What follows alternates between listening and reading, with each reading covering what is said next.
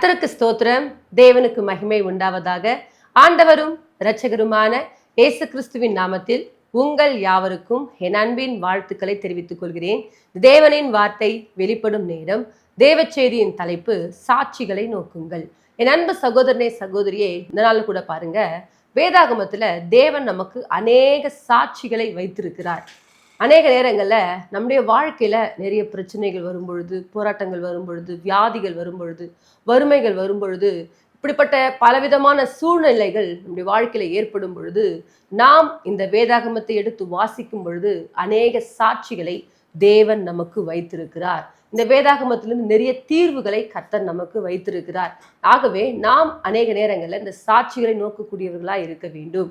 ஆகவேதான் எபிரேயரின் புத்தகம் 12ஆம் அதிகாரம் 1ஆம் வசனத்தை நாம் வாசிக்கும் பொழுது, ஆகையால் மேகம் போன்ற இத்தனை திரளான சாட்சிகள் நம்மை சூழ்ந்து கொண்டிருக்க, பாரமான யாவற்றையும் நம்மை சுற்றி நெருங்கி நிற்கிற பாவத்தையும் தள்ளிவிட்டு, விசுவாசத்தை துவக்குகிறவரும் முடிக்கிறவருமாயிருக்கிற இயேசுவை நோக்கி நமக்கு நியமித்திருக்கிற ஓட்டத்திலே பொறுமையோட ஓடக்கடவும். ஹல்லேலூயா. இங்க பாருங்க, ரொம்ப அழகா சொல்றாரு, ஆகையால் மேகம் போன்ற இத்தனை திரளான சாட்சிகள் நம்மை சூழ்ந்து கொண்டிருக்க. இப்ப பாருங்க, மேகத்தை பார்ப்பீங்கன்னு சொன்னா ஆங்காங்கே ஃபுல்லா பாருங்க, வானத்துல மேக கூட்டங்கள் ஏராளமாய் காணப்படும். அப்படிப்பட்ட சாட்சிகளை கர்த்தர் என்ன பண்ணியிருக்காராம், வைத்திருக்கிறார். ஹல்லேலூயா.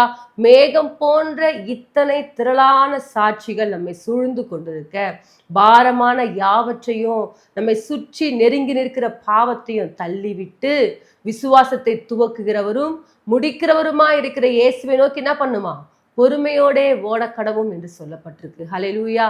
ஆகவே தேவ பிள்ளைகளே, ஏராளமான சாட்சிகளை தேவன் நமக்கு வைத்திருக்கிறார். அந்த சாட்சிகள் நாம் கேட்கும் பொழுது என்ன பண்ணோம், இவர்களுடைய வாழ்க்கையில கர்த்தர் அற்புதங்களை செய்தாரே, ஏன் என் வாழ்க்கையில கர்த்தர் செய்ய மாட்டாருன்னு சொல்லிட்டு, அப்படிப்பட்ட நம்பிக்கை விசுவாசம் உள்ளவர்களாய் நீங்கள் மாறி, விசுவாசத்தை துவக்குகிறவரும் முடிக்கிறவருமாயிருக்கிற அந்த இயேசுவை நோக்கி என்ன பண்ணுமா, பொறுமையோடே நாம் ஓடக்கடவோம். ஹல்லேலூயா. ஆகவேதான் வேதாகமத்துல பாருங்க, தேவன் அநேக இடங்கள்ல அநேக காரியங்களை எழுதி வைத்திருக்கிறார். 1 ராஜாக்கள் 20ஆம் அதிகாரத்தை நீங்க வாசிப்பீங்கன்னு சொன்னா அங்க ஒரு சம்பவம் எழுதப்பட்டிருக்கும். இங்க பாத்தீங்கன்னு சொன்னா எசேக்கியா ராஜாவை குறித்து நாம் பார்க்கிறோம். எசேக்கியா ராஜா வியாதிப்பட்டு இருப்பாரு. அந்த சூழலை என்ன பண்ணுவாரு, ஏசாயா தீர்க்கதரிசி சொல்லுவாரு, உங்க வீட்டு காரியங்கள் என்ன பண்ணுங்க, ஒழுங்குபடுத்திக்கோங்க, நீங்க மரணம் அடைய போறீங்கன்னு சொல்லிட்டு ஒரு காரியத்தை சொல்றாரு. உடனே பாருங்க, எசேக்கியா ராஜா இதை கேட்ட உடனே அவர் சுவர்புறமாய் திரும்பி, கர்த்தாவே, நான் உமக்கு முன்பாக உண்மையும் மன உத்தமமாய் நான் என்ன பண்ணேன், நடந்து கொண்டேனேப்பா, ஒரு விசையா எனக்கு என்ன பண்ணுங்க, இறக்க செய்யுங்கன்னு சொல்லிட்டு தேவனை நோக்கி ஜெபிக்கக்கூடிய ஒரு மகனாய் காணப்பட்டார். இப்ப பாருங்க, அவர் வேண்டுதலை கர்த்தர் கேட்டு, ஏசாயா தீர்க்கதரிசி பாதி முற்றத்து கூட தாண்டல. உடனே ஆண்டவர் சொல்றாரு, நீ போய் என்ன பண்ணி என் மகன் கிட்ட போய் சொல்லு, 15 ஆண்டுகள் நான் என்ன பண்ணுவேன், உனக்கு கூட்டி கொடுப்பேன் என்று சொல்லி. இப்ப பாருங்க, ஒரு மனுஷன் வியாதி படுக்கையில இருக்கும் பொழுது, தேவனை நோக்கி மன்றாடும் பொழுது, தேவன் அந்த மகனுக்கு ஆயுஸ் நாட்களை கூட்டி கொடுத்தார். ஹல்லேலூயா. இது ஒரு சாட்சி. இப்படிப்பட்ட சாட்சிகளை தான் நாம் என்ன பண்ணுமா, நோக்கக்கூடியவர்களா இருக்க வேண்டும். அன்பு தேவ பிள்ளைகளே, இன்றைக்கு உங்களுடைய வாழ்க்கையில நாம் என்ன பண்றோம், நிறைய நேரத்துல நம்ம வாழ்க்கையில சாட்சிகளை நம்ம என்ன பண்றது, நோக்கி பார்க்கறதே கிடையாது. ஐயோ, எனக்கு வியாதி வந்துச்சு, அவ்வளவுதாங்க, நான் மரணம் அடைஞ்சிருவேங்க, இப்படிதான் புலம்பிக் கொண்டிருக்கிறோம். அப்படி இல்லைங்க. வியாதியின் நேரத்துல ஒரு மனுஷன் தேவனை நோக்கி எப்படி ஜெபித்தாரு, அவருடைய ஜெபத்துக்கு கர்த்தர் மனம் இறங்கி அவருக்கு 15 ஆண்டுகளை கூட்டி கொடுத்தார் அல்லவா, எனக்கு கூட கர்த்தர் என்ன பண்ணுவாரு, அற்புதங்களை செய்வார் என்ற அந்த நம்பிக்கை விசுவாசம் உங்களுக்குள்ளாக வர வேண்டும். ஆகவேதான் சொல்ற, மேகம் போன்ற இத்தனை திரளான சாட்சிகள் நம்மை சூழ்ந்து கொண்டிருக்கிறது. ஹல்லேலூயா. ஆகவே தேவ பிள்ளைகளே, உங்களுடைய வாழ்க்கையில இப்படிப்பட்ட சாட்சிகள் நீங்கள் கேட்கும் பொழுது உடனே நீங்க என்ன பண்ணணும், அந்த வியாதியின் நேரத்துல கர்த்தரை நோக்கி ஜெபிக்கக்கூடியவர்களாய் மாற வேண்டும். ஹல்லேலூயா. இது மாத்திரம் அல்ல, பாருங்க, இன்னொரு இடத்துல ஷாத்ராக் மேஷாக் ஆபேத்நேகோ பாருங்க, ஒரு பெரிய பொற்சிலை என்ன பண்றாங்க, நிறுத்தி அந்த இடத்துல என்ன பண்ணும், எல்லாரும் என்ன பண்ணும், கிண்ணறம் நாகசுரம் எக்காலெல்லாம் ஊதும் பொழுது நீங்க எல்லாம் பணிந்து கொள்ளணும், இல்லைன்னா நீங்க அக்னி சூளையில போடப்படுவீங்கன்னு சொல்றாங்க. ஒரு மடங்கு இருக்கிறத 7 மடங்குன்னு சொல்றாங்க. இப்ப பாருங்க, இந்த 3 பேரும் பாருங்க, நாங்கள் ஆராதிக்கிற எங்கள் தேவன் எங்களை தப்புவிக்கிற வல்லவரா இருக்கிறார், இந்த எரிகிற சூளைக்கு என்ன பண்ணார், எங்களை விடுவிப்பார் என்று சொல்லி அப்படி விசுவாசமா இவர்கள் பேசி என்ன சொல்றாங்கன்னா, நாங்க இந்த பொச்சிலை என்ன பண்ண மாட்டோம், பணிய மாட்டோம். இவ்வளோ பெரிய பிரச்சனைங்க.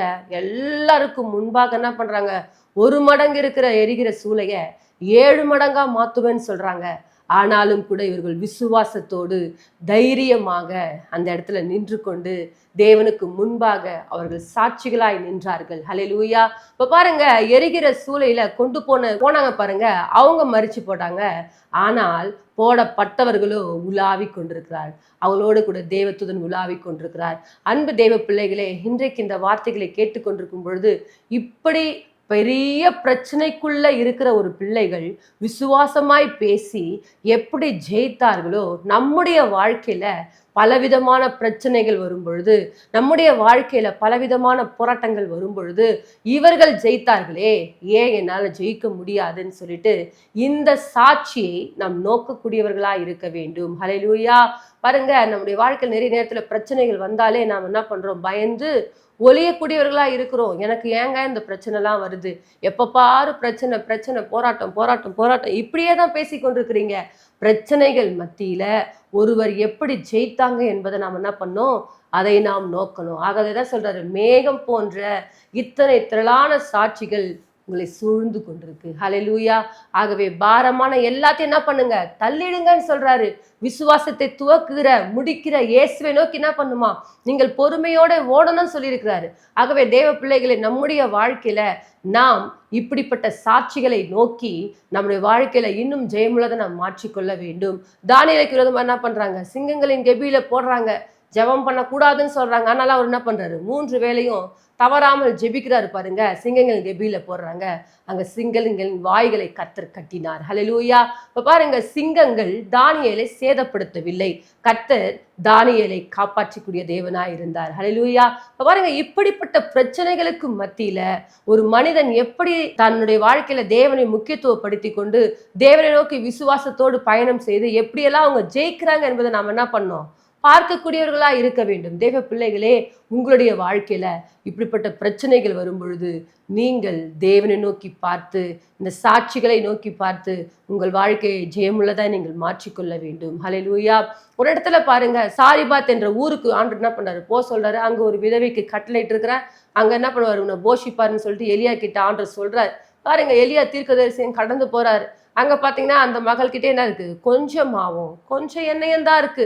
அந்த கொஞ்சம் மாவும் அந்த கொஞ்சம் எண்ணெயும் என்ன பண்றாரு, எடுத்து அவங்க அடை சுட்டி, நானும் என் மகனும் என்ன பண்ண போறோம், சாப்பிட்டு சாக போறோம்னு சொல்லி இருக்க சூழ்நிலையில எலியா தீர்க்கதரிசி சொல்றாரு, ஒரு அடையை எனக்கு கொண்டு வந்து கொடுங்கன்னு சொல்றாரு. அதே போல என்ன பண்ணாங்க, அந்த மகள் கொடுத்தாங்க பாருங்க. பஞ்ச காலம் முழுவதும் எண்ணெயும் மாவும் குறைந்து போகவே இல்லை. தேவ பிள்ளைகளே, இப்பொழுது இந்த வார்த்தைகளை கேட்டுக்கொண்டிருக்கிற உங்களுடைய வாழ்க்கையில கூட ஒருவேளை நீங்கள் குறைவுக்குள்ளாக இருக்கலாம். என்கிட்ட எதுவுமே இல்லைங்க, எனக்கு வாழ்வதற்கான எந்த வழியும் இல்லைங்கன்னு சொல்லிட்டு ஒருவேளை சோர்ந்து போன நிலைமையில காணப்படுறீங்களா, இந்த சாட்சியை நோக்கி பாருங்க.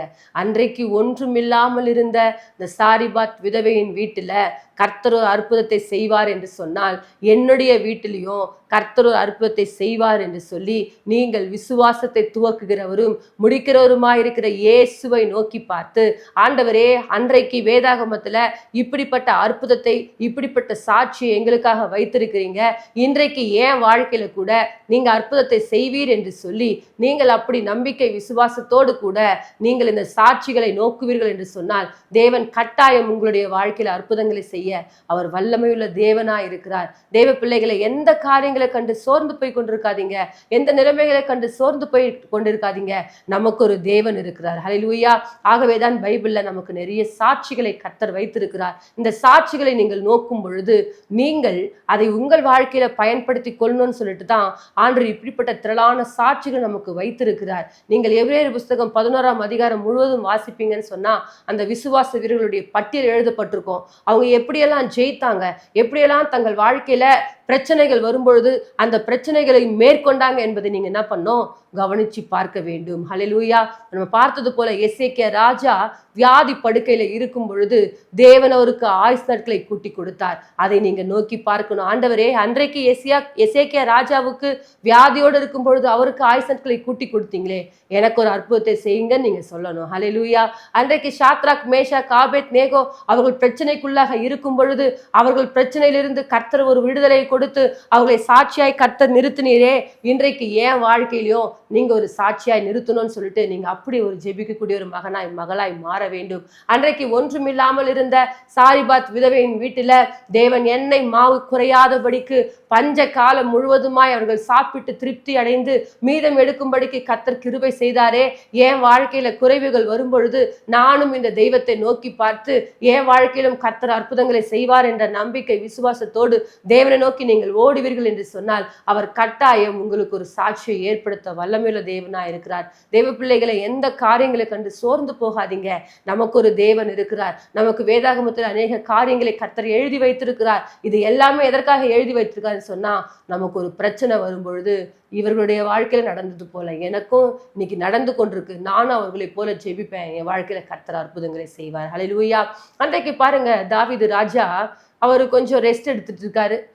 பால்கனியில் என்ன பண்றாரு, உலாத்தி கொண்டிருக்கிறாரு. அங்க ஒரு மகள் என்ன பண்றாங்க, குளிக்கிறாங்க. அதை பாக்குறாரு. அந்த மகளுடைய கணவர் என்ன பண்றாரு, போர்ல நிறுத்தி அந்த மகளை தனக்காக என்ன பண்றாரு, எடுத்துக்கிறாரு. இப்ப பாருங்க, அந்த இடத்துல ஒரு பாவம், விபச்சார காரியங்கள் என்ன பண்ணுது, நடக்குது. இப்ப நடந்த உடனே பாருங்க, நாத்தான்வேல் தீர்க்கதரிசி வராரு. வந்து சில காரியங்களை சொல்லி உணர்த்தின உடனே பாருங்க, தாவீது ராஜா சாஷ்டாங்கமா விழுந்து தெய்வ சமூகத்துல மன்னிப்பு கேட்கிறாரு. ஆண்டவரே, சங்கீதம் 51ஆம் அதிகாரம் முழுவதும் நீங்கள் வாசிப்பீங்கன்னு சொன்னா, ஆண்டவரே, என் தாய் என்ன பண்ணாங்க, என்னை பாவத்துல கர்ப்பம் தரித்தாங்கப்பா, நான் ஒரு பாவி, ஆண்டவரே என்னை ஒரு விசையாய் மன்னிங்கன்னு சொல்லிட்டு தேவ சமூகத்துல போயிட்டு கண்ணீர் வடித்து ஆண்டவருடைய சமூகத்துல அப்படியாய் தன்னை தாழ்த்தி ஒப்பு கொடுக்கும் பொழுது, ஈசோ பின்னர் என்னை கழுவுங்க ஆண்டவரே, என்னை முழுவதுமா என்னை சுத்திகரிங்க ஆண்டவரே, ரட்சிப்பின் சந்தோஷத்தை திரும்ப எனக்கு தாங்க ஆண்டவரேன்னு சொல்லிட்டு தேவனை நோக்கி மன்றாடி கொண்டிருக்கிறார். பாருங்க, தேவன் ஒரு பாவத்தை மன்னித்து தாவீது என் இருதயத்துக்கு ஏற்றவன் என்று சொல்லி கர்த்தர் அந்த மகனுக்கு ஒரு சாட்சியை கொடுக்கிறார். ஹல்லேலூயா. அன்பு தேவ பிள்ளைகளே, ஒருவேளை நீங்கள் பாவத்துக்குள்ளாக இருப்பீங்கன்னு சொன்னா, நான் பாவம் செஞ்சுட்டேங்க, இனி நான் தேவ சமூகத்துக்கு போவதற்கு எனக்கு எந்த தகுதியும் இல்லைங்கன்னு சொல்லிட்டு ஒருவேளை நீங்க வேதனைப்பட்டு கொண்டிருக்கிறீங்களா, துக்கப்பட்டு கொண்டிருக்கிறீங்களா, அந்த சாட்சியை நோக்கி பாருங்க. அன்றைக்கு தாவீது பாவம் செஞ்சாருதான். ஆனால் பாவம் செய்த தாவீதை கர்த்தர் மன்னித்து தாவீதுக்கு கர்த்தர் என்ன பண்ணாருன்னா, அவருடைய கிருபையினால் அவரை மூடிக்கொண்டது போல, இதே போல உங்களையும் கர்த்தர் என்ன பண்ணுவாரு, அவருடைய கிருபையினால் அவர் மூடிக்கொள்ள வல்லமையுள்ள தேவனா இருக்கிறார். தேவ பிள்ளைகளே, பாவம் செஞ்சுட்டேன்னு சொல்லிட்டு ஒதுங்கி போயிடாதீங்க. பாவம் செஞ்சுட்டேன்னு சொல்லிட்டு ஆலயத்துக்கு வராம இருந்துடாதீங்க. பாவத்தின் மத்தியில கர்த்தரை நோக்கி ஜெபியுங்கள். ஹல்லேலூயா. அந்த ஆயக்காரன் அப்படிதான் தேவ சமூகத்துக்குள்ள என்ன பண்றாரு, வருவதற்கு கூட பயந்து கொண்டு என்ன பண்றாருன்னா, வாசல்லையே தன் வானத்துக்கு தன் கண்களை ஏறெடுக்க துணியாமல் என்ன பண்றாருன்னா, ஆண்டவரே, பாவியாகிய மேல கிருபையா இருங்க என்று சொல்லி கர்த்தரை நோக்கி அப்படி ஜெபித்து அவர் என்ன பண்றாரு, தன்னுடைய தாழ்மையை வெளிப்படுத்தும் பொழுது பரிசேயன் அல்ல, ஆயக்காரன் நீதிமான் என்று கர்த்தர் சொல்லும்படிக்கு கிருபை செய்தார். ஹல்லேலூயா. ஆகவே தேவ பிள்ளைகளே, இன்றைக்கு உங்களுடைய வாழ்க்கையில கூட நீங்கள் என்ன பாவங்கள் செய்திருந்தாலும் இப்படிப்பட்ட சாட்சிகளை நீங்கள் நோக்கி பாருங்க. வேதாகமத்துல மேகம் போன்ற திரளான சாட்சிகளை கர்த்தர் நமக்கு வைத்திருக்கிறார். அந்த சாட்சிகளை நாம் கேட்கும் பொழுது நம்முடைய வாழ்க்கையில கூட கர்த்தர் அற்புதத்தை செய்வார் என்ற அந்த நம்பிக்கை, விசுவாசம் உங்களுக்குள்ளாக வளர வேண்டும். ஹல்லேலூயா. நீங்கள் வியாதிக்க படுக்கையில இருக்கும் பொழுது இந்த சாட்சியை நோக்கி பாருங்க. பிரச்சனைகளுக்குள்ளாக இருக்கும் பொழுது இந்த சாட்சிகளை நோக்கி பாருங்க. உங்களுடைய வாழ்க்கையில குறைவுகள் வரும்பொழுது இந்த சாட்சிகளை நோக்கி பாருங்க. உங்களுடைய வாழ்க்கையில பாவங்கள் வரும்பொழுது இந்த சாட்சிகளை நோக்கி பாருங்க. பாவத்தின் மத்தியில அவர்களை விடுதலையாக்கின தேவன் எனக்கும் ஒரு விடுதலை கொடுப்பார் என்று சொல்லி அந்த நம்பிக்கை விசுவாசத்தோடு கூட நீங்கள் இந்த வேதாகமத்தை ஒவ்வொரு நாளும் வாசித்து நீங்கள் தேவனை நோக்கி ஓடிக்கொண்டிருப்பீர்கள் என்று சொன்னால், தேவன் கட்டாயம் உங்கள் வாழ்க்கையிலும் ஒரு ஆசீர்வாதத்தை கொடுத்து உங்களை உயர்த்த அவர் வல்லமையுள்ள தேவனாய் இருக்கிறார். ஆகவே தேவ பிள்ளைகளே, தேவன் நமக்காக இந்த வேதாகமத்தில் எழுதி கொடுத்திருக்கிற வார்த்தைகள் எல்லாமே எதுக்காகன்னு சொன்னா, நம்ம ஒவ்வொரு நாளும் விழும் பொழுது இது நம்மை தூக்கி எடுக்கக்கூடியதாய் காணப்படும். ஹல்லேலூயா. நமக்கு ரட்சிப்பு கொடுப்பதற்காக கர்த்தர் இந்த வார்த்தைகள் என்ன பண்ணியிருக்காரு, நமக்கு எழுதி கொடுத்திருக்கிறாரு. நிறைய நேரத்துல இந்த வேதாகமத்தை நம்ம என்ன பண்றது இல்லை, தொடர்றது கிடையாது. இந்த வேதாகமத்தை தொட்டு வாசிக்கும் பொழுது தாங்க உங்க வாழ்க்கையில உங்க பிரச்சனைகளுக்கு ஒரு முற்றுப்புள்ளி கிடைக்கும். ஆகவே தேவ பிள்ளைகளே, இந்த வேதாகமத்தில் இருக்கிற சாட்சிகளை நோக்கி பாருங்க. அவர் கட்டாயம் உங்களுடைய வாழ்க்கையிலும் சாட்சிகளை கொடுத்து உங்களை வாழ வைத்து உங்களை உயர்த்துகிற ஒரு தேவனாய் இருப்பார். நம் யாவரும் இணைந்து ஜெபிப்போம். மகா இரக்கமும் கிருபை நிறைந்த எங்கள் அன்பின் தகப்பனே, இந்த நாளுக்காய் ஸ்தோத்திரம் ஆண்டவரே. இந்த நாளில் கூட ஆண்டவரே, யாரெல்லாம் கர்த்தாவே சாட்சி இல்லாமல் வாழ்ந்து கொண்டிருக்கிறாங்களோ, பிரச்சனை, போராட்டம், வியாதி, ஆண்டவரே வறுமை என்று சொல்லி பல காரியங்களை நினைத்து கொண்டு புலம்பிக் கொண்டிருக்கிறார்களோ, அந்த ஒவ்வொரு பிள்ளைகளையும் உடைய கரத்துக்குள்ள ஒப்பு கொடுக்கிறோம் ராஜா. அந்த பிள்ளைகளுடைய வாழ்க்கையில நீர் ஒரு அற்புதத்தை செய்வீராக ராஜா. ஆண்டவரே, அந்த பிள்ளைகளுக்கு ஒரு சாட்சிகளை தேவன் ஏற்படுத்துங்க ஆண்டவரே. அப்பா, தங்களுடைய வாழ்க்கையில ஒரு சில காரியங்கள் வரும் பொழுதெல்லாம் இந்த வேதத்தை எடுத்து வாசிக்கும் பொழுது அவர்களுக்கு தேவன் அற்புதத்தை செய்தாரே, எனக்கும் அற்புதத்தை செய்வார் என்ற அந்த நம்பிக்கை, விசுவாசத்தை கர்த்தர் கொடுத்து ஒவ்வொரு பிள்ளைகளை நீ சாட்சியா நிறுத்த போவதற்காய் ஸ்தோத்திரம் ஐயா. உங்க தயவுள்ள கரமானது உடைய பிள்ளைகளோடு கூட இருக்கட்டும். ஆவியினர் வழிநடத்தும், பெரிய காரியங்களை செய்யும். இயேசுவின் மூலம் ஜெபிக்கிறோம் எங்கள் ஜீவன் நல்ல பிதாவே, ஆமேன். கர்த்தர் தாமே உங்களை ஆசீர்வதிப்பாராக. God bless you. நீங்கள் தொடர்பு கொள்ள வேண்டிய எங்கள் சபை முகவரி: இரட்சகர் இயேசு கிறிஸ்து திருச்சபை, நம்பர் 1, 5வது தெரு, புதுநல்லூர், சோமங்கலம் மெயின் ரோட், குண்டத்தூர், சென்னை 600069.